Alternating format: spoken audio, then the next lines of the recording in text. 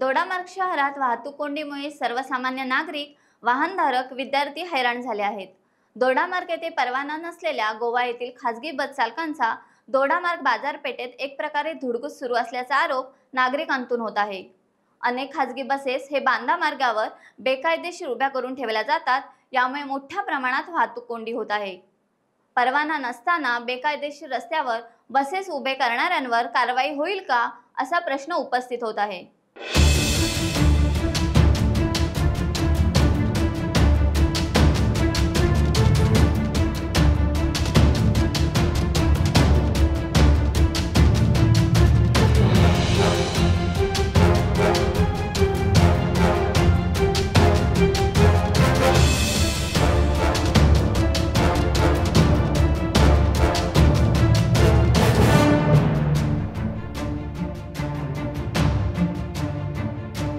Times डिजिटलला like करा, subscribe करा, share करा आणि बेल आयकॉन दाबायला विसरू नका.